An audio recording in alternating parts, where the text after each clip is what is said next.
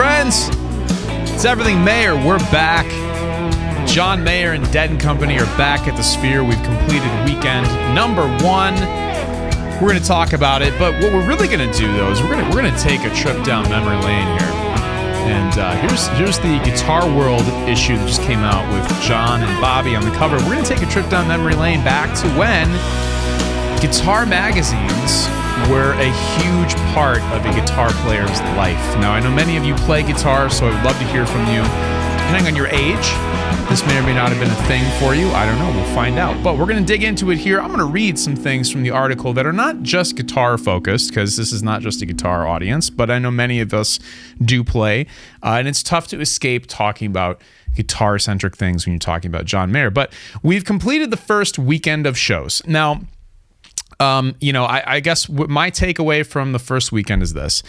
I still really want to go see one of these, but I don't think that I'm going to be able to. So I do have some intense fear of missing out, or just a feeling of missing out. So first off, if there are any Everything Mayer listeners who went to a show this past weekend, chime in, let us know in the comments, give us a brief rundown, or a lengthy rundown, whatever you want to do, of your experience at the Sphere, or Sphere as it's called.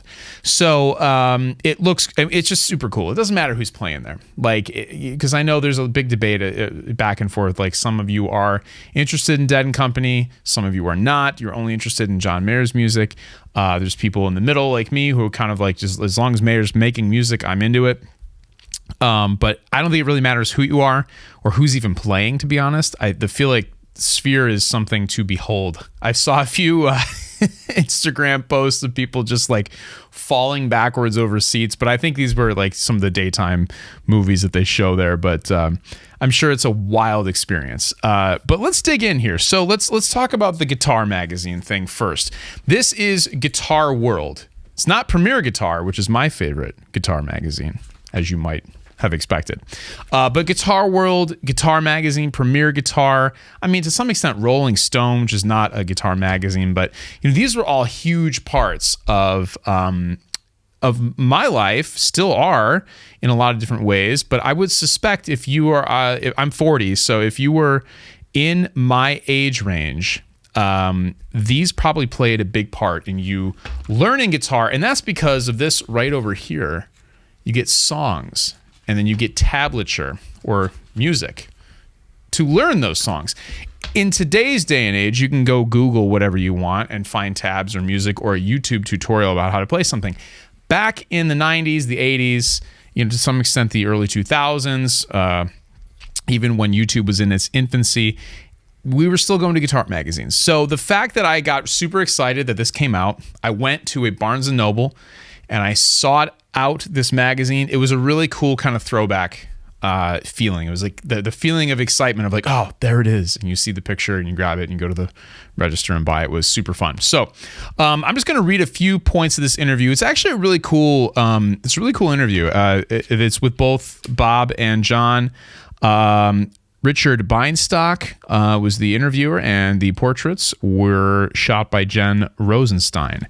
So great work, really cool photos, and just really great questions and writing. So let's dig in. I'll read a question. I'm going to focus most of these on John Mayer's answers, so if you really want to know what Bobby Weir had to say, go buy the issue and you can read it for yourself. But here we go. You're back for round 2 at Sphere. I can imagine that building and pulling off the shows last year was a massive undertaking. Did any lessons or insights from that experience shape how you approach this one? John Mayer says, I suppose one thing I learned was that in terms of sensory experience, the audience can handle more. The first time through, I was being very careful about not disorienting anybody with what the Sphere does or can do. But I think I learned that having your senses pushed a little further, but not to the breaking point, the audience can handle it and wants a little more of it.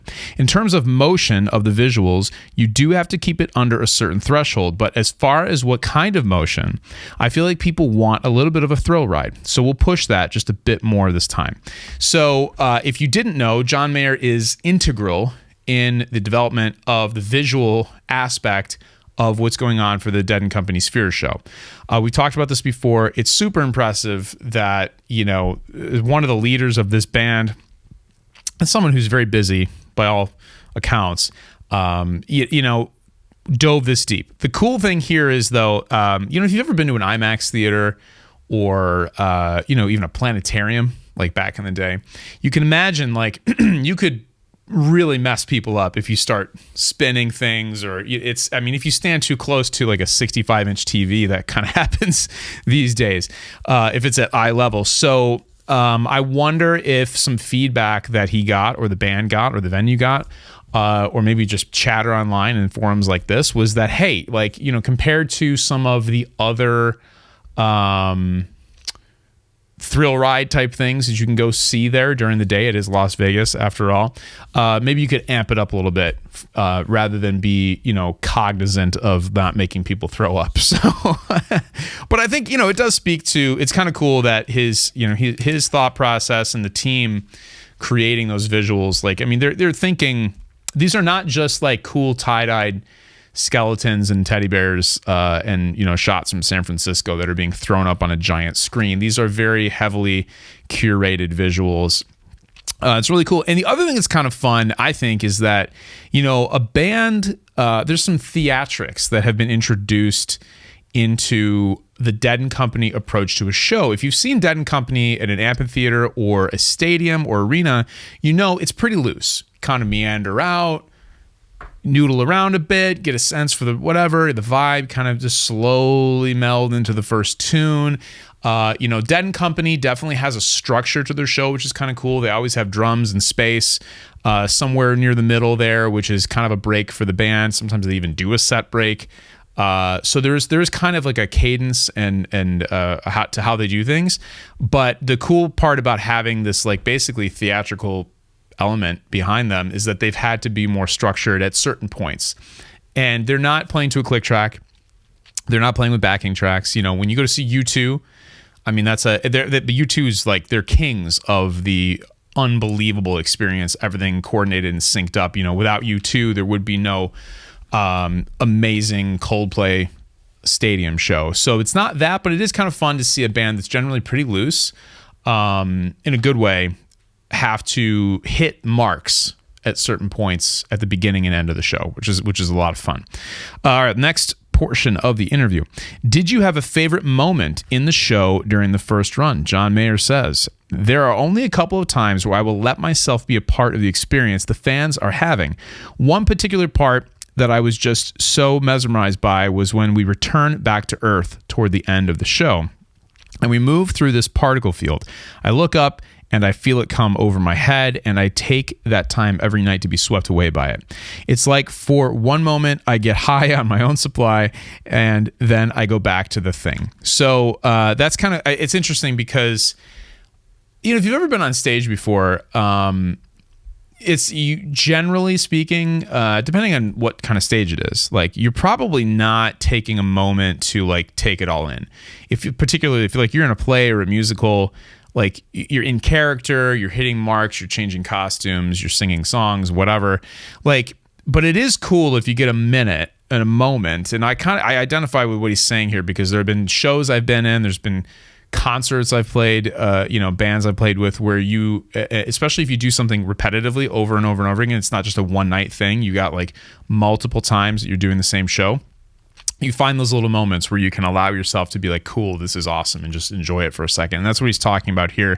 But I did see and hear O'Teal, the bass player for Dead and Company, talking about, because somebody asked him a very similar question, like, is it ever distracting or disorienting, like to have all this going on? And he was like, well, we're not in the best place to see this on stage. Everybody in the audience, it's built for them.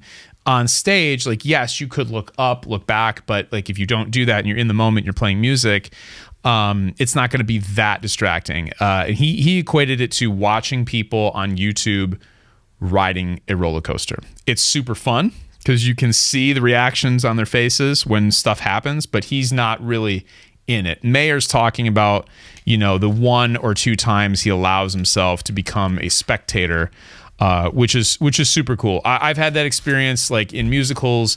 I've had that experience if I'm on stage with a really great musician, and they're playing a solo, and it's kind of a jammed out solo. You just get to sit back. You see Dave Matthews do this all the time. He'll go stand on the side of the stage, and he'll watch Rashawn Ross or Tim Reynolds or Buddy Strong, like rip a solo. And you can see he's not Dave Matthews in that moment leading the band. He's literally just like the rest of us watching that person do their thing. And then he comes back in and becomes, the band leader again. I think that's kind of what Weir's describing there.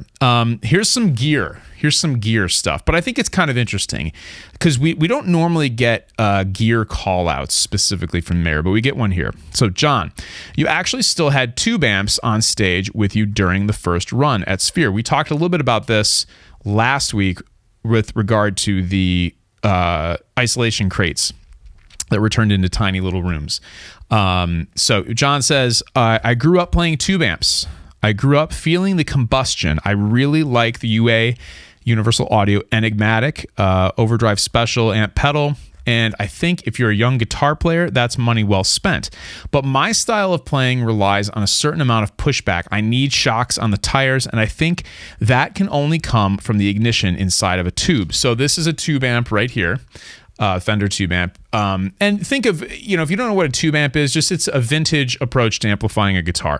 Vacuum tubes are these, I have one in a box here. They almost look like light bulbs, but it was the way a lot of electronics worked back in the day. Radios, TVs, guitar amps use these vacuum tubes extensively before the onset of microchips and circuit boards and solid state technology came about and all but replaced a lot of these. The guitar players are some of the last people to hold on to them. But the piece of gear, and I'll tag it in the video here. If can I do that here? I'll try. If I can, you'll find it somewhere. But it's something called the UA Enigmatic, and it's a pedal that emulates an amplifier. It does it's basically a little computer, and it allows you to not have an actual amplifier. Now, what's funny is Bob Weir plays with these pedals. He doesn't use real amps.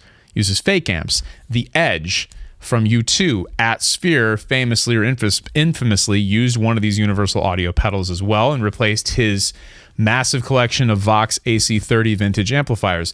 Weir didn't do that. Weir kept the tube amps, but put the speakers backstage in those isolation crates that they built into little rooms. But he's calling out and saying, hey, that this little pedal, it's a great option if you like the Dumble overdrive sound. Not for me, though. And I just thought it was funny because I don't know if they were interviewed together or if these were separate interviews. I'm not sure. It makes it seem like there's a conversation back and forth while you read it, but I get the sense that these were not, they weren't in the same room being interviewed. I think these were two different times and they were put together because it's interesting because he's not criticizing using a fake, pedal, or not fake, but I mean, because those UAFX pedals are really good, but it's just funny that he's saying, that's not going to work for me. I grew up playing tube amps. Bob Weir is like 20 years to his senior, maybe 30 years to his senior. Certainly grew up playing tube amps at a lot of the points with Grateful Dead, and he uses the Universal Audio Ruby, which is a Vox AC30 clone. So it's just kind of funny to me that they had those two things juxtaposed here in the article. But it's rare that you get a Weir specific pedal call out, and part of the reason for that is that when he mentions a product, it doesn't even have to be music related. He's this week coming up after this episode airs, he's going to be on Hodinkey, which is a watch website talking about watches. He has an effect on the watch market. Ask me how I know. And he also has an effect on, he had laundry detergent at one point. Visvim clothing. I mean, he inspires a lot of people to do a lot of things, not just in what the guitar gear they buy, but guitar gear certainly. When he uses something, all of a sudden, all of us need it and want it, and I fall guilty and victim to that as well. So it's like, are we all going to go out and buy the Universal Audio Enigmatic pedal now that he called it out in the Guitar World article? Remains to be seen. I haven't checked prices on Reverb.com lately, but I'm sure that they've gone up at least 2% since he mentioned it here. Okay, a little bit more gear talk, but I think it's kind of interesting because he's addressing a few different things here. Mayer comes in and he's not playing the role of Jerry Garcia. He is not imitating Jerry Garcia. He's not trying to be Jerry Garcia. Yes, he's singing and playing a lot of the parts that Jerry would have played on the Grateful Dead songs that Dead and Company does. But I take a little bit of, when I hear somebody criticize his position and involvement in Dead and Company as he's no Jerry, like, it's kind of like, yeah, I mean, like, clearly, obviously, like, it makes no sense to me that that's the argument that some people make. At no point has he ever claimed that he was trying to do a Jerry Garcia impression or that he was replacing him in some way, any more than any of the other guitar players who have kind of filled this role, whether it's Warren Haynes, Trey Anastasio from Phish, Eric Krasno. I mean, like, anybody who's played a Grateful Dead song with some of the surviving members of Grateful Dead, like, none of them are pretending like they're going to be Jerry Garcia. Mayer's no different. So I just kind of laugh at that all the time when I see that, because I do see it often. It's like, it's not what he's trying to do. But he does talk about that a little bit in discussing the guitars that he's playing. So the Dead Spec, PRS Dead Spec Silver Sky, of course, is your customized take on your signature guitar, drawing inspiration from Jerry's original Alligator, which, if you saw what he was playing this past weekend, he was playing a custom shop Fender version of the Jerry Garcia Alligator guitar, which was super cool. Your model has several modifications, including an Alembic Blaster preamp. It's kind of a boost, think of it that way. The signal is boosted with 3 to 14 decibels of gain, along with brass hardware to enhance the brightness and resonance. Jerry's tone is not an easy thing to approximate, but I imagine having this guitar helps. Now, this is where I think Mayer addresses not only the gear, but also some of what I was just talking about with, what his approach is to filling that seat, or for the time being. There are certain inalienable details in Jerry's playing, this is John talking, that are part of the music. It's like if you were going to play Miles Davis music, you have to have a mute for your trumpet. You could say that's just a gear thing, but it's part of the vocabulary. So if you're playing Jerry's stuff, you've got to push the front end of the amp a little bit more than you normally would. I'll explain that in a second. And then you've got to get a little more accent on the high end so that you can really pick those notes. Because there's so much nuance in what Jerry was doing, he would use dynamics as a way to create motifs, almost like a horn player. So what you have to do is put a certain amount of boost in your signal so that you're giving the amp slightly more in the front end than the makers intended. If you play at like a 5 out of a 10, then the amp is happy. That's where you get that steel drum thing. And if you hit it a little hard, you're pushing the amp more than it wants to be pushed. If you can get certain notes to hit the red, that's the magic, man. That's where you can really have a blast. So it's interesting because, okay, so first of all, let's come back to what that little Alembic Blaster boost thing is. When you plug a electric guitar, traditional electric guitar, into an amplifier, what's coming out of that electric guitar, there's no power to it, okay? It's literally copper wire wrapped around a magnet that sits underneath the strings, and the metal strings vibrating over top of it is what causes sound to then go through a very weak signal through your cable into the guitar amp. Sometimes we add a boost to that. That's what John's talking about here. So when he's saying hitting the front end of the amp harder, that's what he's talking about. It is a hotter signal. Imagine turning the volume up just a little bit. It's very subtle, though, very subtle. And it's, when you get into these nuances like that, that's what he's talking about. He's not trying to sound exactly like Jerry Garcia, but he's getting close, and he's respecting the approach that Jerry took. And I still don't believe, by any stretch of the imagination, he thinks that he is Jerry Garcia. Obviously not. He is paying tribute, I think, in a really thoughtful and awesome way, just in general. So perhaps the most alarming portion for you John Mayer fans out there, you fellow John Mayer fans, is this. Let's read it. Up until now, Dead & Company has been strictly a live entity, but back in the early days of the band, 2016 or so, I recall interviews where Bob would talk about maybe going into the studio, either record new material or revisit songs that had only ever been played on stage by the Grateful Dead. Is this still a possibility? Mayer says, it hasn't been discussed in a while, but I have a boilerplate response to ideas like that, which is if Bobby and Mickey want to do it, I want to do it. You know what I mean? I want to follow them where they want to go. So if that's something that naturally comes up and it starts to materialize, you won't see me being the one to say no. So it's funny because when this article came out, even Guitar World itself, I think, kind of bills it this way, saying that like, oh, are we going to get a studio record from Dead & Company? Then you read what they're talking about and read what's really being asked and what's then the responses are. And I think, sure, it's possible. Maybe they'll record a song or two, but do I think it's something that's going to delay John Mayer's ninth studio record more? No. No, I don't think so. I think the magic of Dead & Company, and Grateful Dead to some extent too, is well, I mean, it's not a hot take here, but the live performance is kind of where it's at. And there's so many great recordings of Dead & Company out there from their shows over the last 10 years. Do I think it's necessary for them to go into a studio? Not really. I don't think so. But it's cool that Mayer's like on board for whatever Bobby and Mickey want to do, which is fun. So that's where we're going to leave it, okay? We got some applause. It's going to be a real short after dinner mint. I'm doing a lot of reading and talking today. But I'm thinking about possibly just reading the whole thing in the members section. So if you happen to think that I have a good voice for voiceovers and audiobooks, maybe we'll do that. And so thank you to the members, as always. Thank you to you folks who have listened this far. Nothing extensive to report in the After Dinner Mint this week. So guess what? That means cue the theme song. This has been yet another episode of Everything Mayer. But what I will tell you, if you've listened this far, is that there is another giveaway in the near future. It's bigger, it's better, it's going to be awesome. If you didn't win the first time, I am working on another giveaway. It's going to be tough to beat the last time. I gave away a guitar and an amp and some other stuff, but I've got some help this time. We'll leave it at that. Until next time, until next week, enjoy another round of Sphere shows. We'll talk about those again, I'm sure. I'll see you in the next one.